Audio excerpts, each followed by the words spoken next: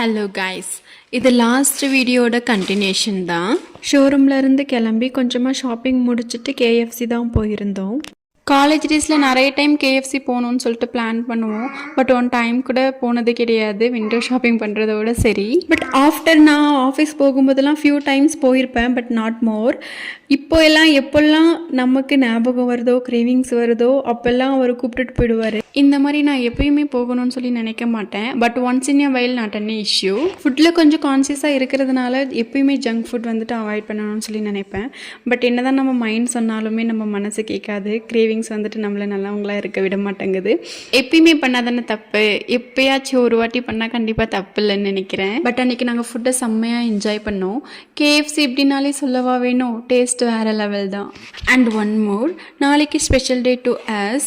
And நாளைக்கு ஒரு special video also வருது. So stay tune.